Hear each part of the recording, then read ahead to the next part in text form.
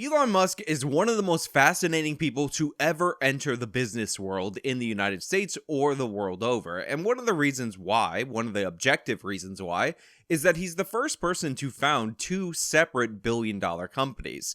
And if that wasn't impressive on its own, what's also impressive is that Elon Musk has maintained this solid core of almost cult-like supporters, despite the fact that his overall support has shifted from both sides of the political spectrum multiple different times. On the one hand, you have people on the right wing that want to support him because he's a businessman, because he does what it takes to succeed, but on the other hand, he is an electric car guy, which made him for a long time the darling of the left. And you had people on the right wing talking about how Elon was all about the corporate welfare based on a loan that he got from the government, which, by the way, Elon did pay back within a couple of months, significantly earlier than the deadline that he needed to. And if you're going to be a government that's doling out money in all different directions, it's hard to be somebody in the private sector to not accept those low interest loans when the government makes the rates artificially low and the incentives are so strong that you basically have to take it. Now, Elon could have got private financing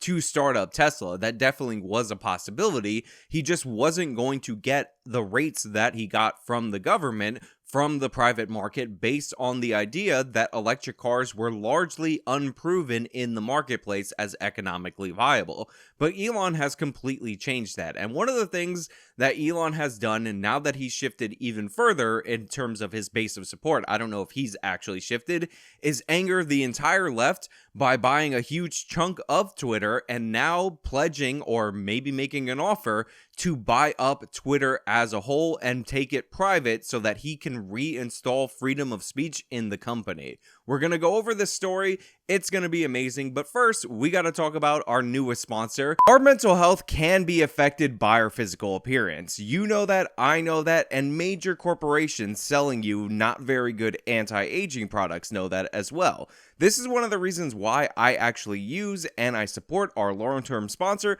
Health with Justice. This collagen powder is the best. It's absolutely wonderful. You just put one scoop in your morning beverage every single day, and you'll see that itty bitty baby glowing skin come out. Look at how much my skin is glowing. It is amazing in every possible way. That's healthwithjustice.com, and you can get 51% off this month only for my viewers only, healthwithjustice.com. So in the month of March, Elon Musk started polling people on his Twitter, which, by the way, Elon Musk has an enormous Twitter following, about the prospect of him buying off Twitter, or if Twitter censors freedom of speech far too much, and if that needs to be a change, when unbeknownst to the public, Elon had actually purchased enough to make him the largest individual shareholder of Twitter as of early March. Now, technically, Elon broke the law. He violated some SEC regulations by not disclosing this purchase within 10 days of actually making it. Anytime you move that much money around in the market, you're supposed to disclose it. But when it was actually announced that Elon had purchased Twitter for around $30-something a share, the shares went up in price to over $50 a share, thus compensating Elon Musk in terms of value in his investment far more than the fines that he pays by the SEC. Whether or not you think the SEC regulations are a good enough system to deal with these kind of incentives is on you, but Elon, of course, came out ahead in that situation, and he's made no bones in the past about how much he dislikes the SEC. Why make that offer? Well, I think it's very important for there to be an inclusive arena for free speech where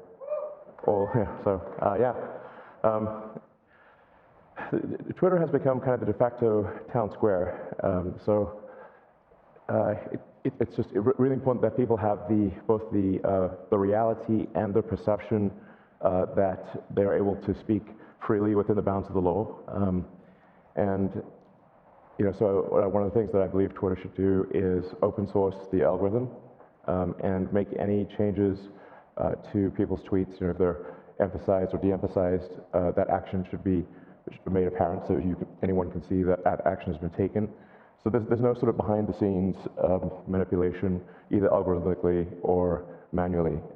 Now, the announcement that Elon became the largest individual shareholder in Twitter and might be eyeing a hostile takeover of the company lit the left on fire. They were in a panic, even though just 5 to 10 years ago, the prospect of Elon, their favorite rich person, buying Twitter would have been something that they would have praised wholeheartedly. And I do want to point out, to make this clear to people out there, that Elon Musk did not betray the left. The left specifically betrayed Elon Musk, and I want to talk specifically about Joe Biden and his electric car credit, because during the process of getting that through, one of the various large pieces of legislation that Biden put forward, that big stimulus package that caused a bunch of inflation, Biden made carve-outs for the UAW specifically to give them a leg up on Elon Musk. You know, like Biden held this EV summit.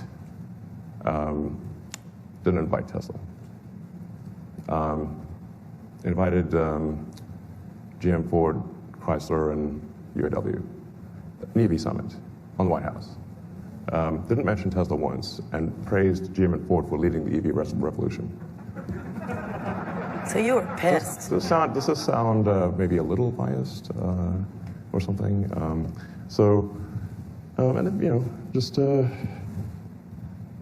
the friendliest administration. Seems to be controlled by the unions, as far as I know. So, are you waiting to get Trump back? No. First off, they brought the CEOs of General Motors and Ford Motor Company and labeled them as the leaders in innovation in the electric car market, when obviously Elon Musk's Tesla is the first company to make it viable, and a lot of people, when they think of electric cars, they think of Tesla and nothing else after that. Then they installed these tax credits for electric cars, and this was a giant giveaway to the UAW and a direct shot at Elon Musk, who is now pricing his electric cars competitive with standard vehicles, the cheapest Tesla going for $36,000. You see, what they ended up doing was they made it so that if you manufacture the car in the United States and the car is made in a union shop, you are eligible for $5,000 additional as a tax credit if somebody goes out and buys it. Elon Musk's Tesla, of course, are made in the United States of America, more made in the USA than any other car. However, they're not made in union shops. So obviously this was a shot across the bow from the left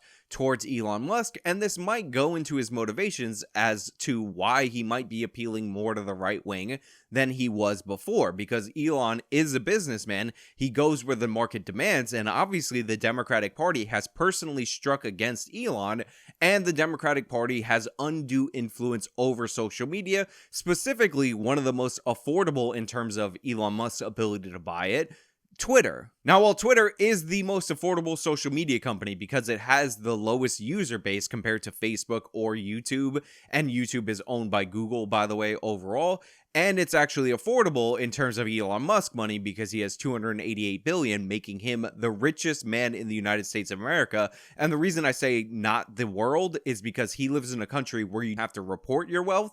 So there could be people in other countries that don't have such rules that are significantly richer, or dictators that are significantly richer. In my view, Twitter should match the laws of the country, and really, you know, that there's an obligation to do that.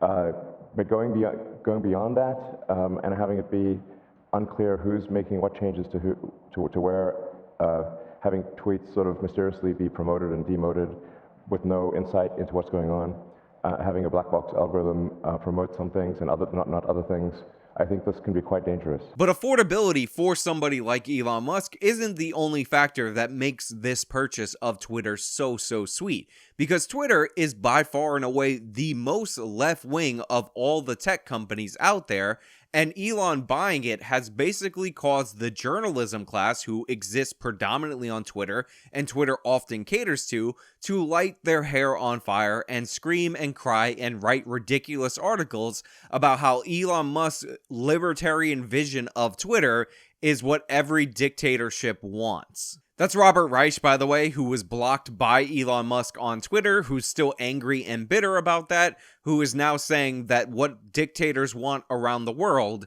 is to have a free and open internet, and that's somehow dangerous, and you should be afraid of a free and open Twitter that would be brought to you by Elon Musk. This, of course, is ridiculous and absurd in every way. Dictators or even barely democratic governments often ban or restrict social media in the lead up to elections, if not outright having them banned the whole time. So Robert Reich's argument that dictators just want the free flow of information and speech on the internet is absurd in every possible way. And a good sign as to whether there's free speech is someone you don't like allowed to say something you don't like. And if that is the case, then we have free speech. And it's damn annoying when someone you don't like says something you don't like. That is a sign of a healthy, functioning free speech situation. Robert Reich and, of course, the left overall are the ones who believe in a fascistic control over the internet. They are the authoritarians, so the reason they fear Elon Musk controlling Twitter is because that deprives them of their ability to control Twitter. And Twitter, by the way, is also afraid of Elon Musk gaining a foothold. This is why initially they offered him a seat on the board of directors with the poison pill provision of it that Elon would not be able to own more than 14% of the company. Now, it seemed like Elon was going to take his role as the board of directors member on Twitter, but this also came with some rules and regulations and provisions that made it so Elon Musk would have a fiduciary responsibility to the shareholders of the company. The reason this is important is because it is widely believed amongst the regulatory class, the investment class, the government class of this nation that catering to the far left, censoring the platform, is what will make the company more profitable, even though I don't believe that at all. And thus, you have a fiduciary obligation to go along to get along and promote woke politics on Twitter, censor political opposition of the Democratic Party, and all of those other things, make diversity hires and all that crazy stuff. Now, Elon looked like he was going to take it. People were reporting that Elon was going to take this position on the board, which seemed rather odd because if he was making a giant purchase of Twitter, if he was trying to change Twitter from within Twitter, capping himself at 14% and making himself subject to the rules and regulations that the social media companies use as justification for their shareholders for the censorship, didn't seem like it aligned with that goal. And it turns out the people who thought that was the case were 100% right, because Elon Musk actually rejected that and proposed to buy Twitter outright for a sum of around $50 billion. I believe it was 45, and the price of the shares would have been something like $52 or $54 a share, which is over the value of Twitter, not over its peak value, but over the current value of Twitter, and is a substantially good offer for the company. Now, this is crucial for a number of reasons. One, Elon Musk intends to take Twitter to a private corporation, thus not subjecting him to the fiduciary responsibility to the shareholders that publicly traded corporations have. And considering that wokeness is kind of baked into that fiduciary responsibility right now, and you would have to have a private company prove that that is false in order for that to change, this seems like the only way to get change in censorship on social media platforms, because what happens at Twitter, if it ends up being economically viable, will thus be expected of other social media organizations.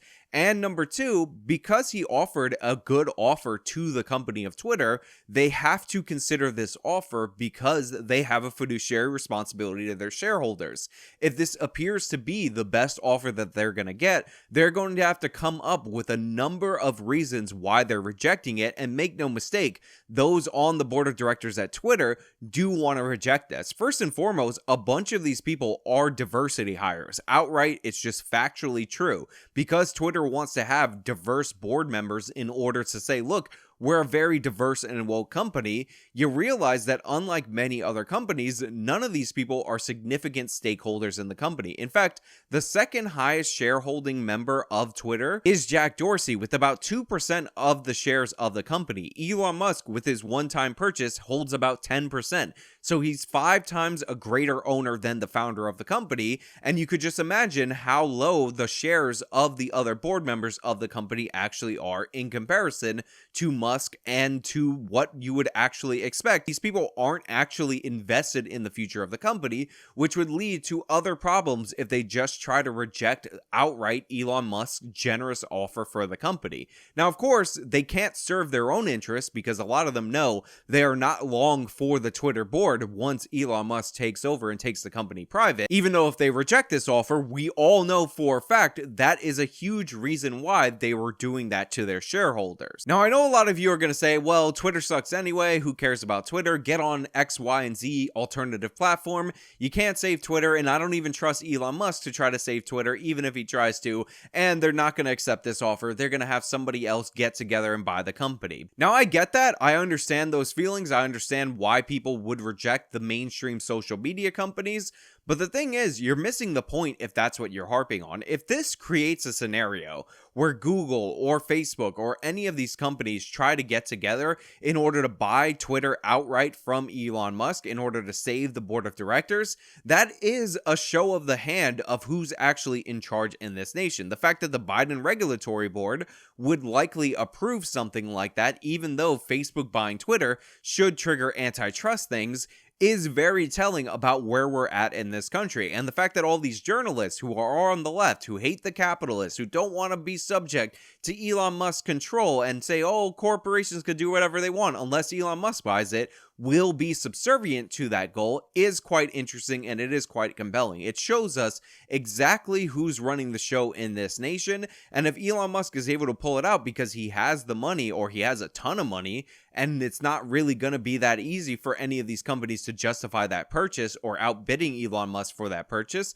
then that could lead to great results. And again, the pressure on the other companies to be more in line with First Amendment practices. Because right now, things are getting worse. Jack Dorsey, who was a prolific censor on behalf of the Democratic Party, who totally gave in to that party, was replaced by an even more anti-free speech person. One of the things that I found hilarious, other than Robert Reich's headline about how the libertarian vision of the internet is a dictator's dream, is the articles talking about how the CEO of Twitter, the current guy, is a free speech kind of guy and shares many of the same concerns as Elon Musk. That is not remotely true. People will see his interviews where he talks about how he's proud that they don't have to follow the First Amendment, and he believes in doing things that are deliberately diametrically opposed to the First Amendment. So before you poo-poo and say that this isn't going to happen and say all these other things are wrong with this scenario and how you don't believe in it, just think about the pressure that is being put on the left by even Elon Musk offering this. Just think about the fear that these tech CEOs are going to have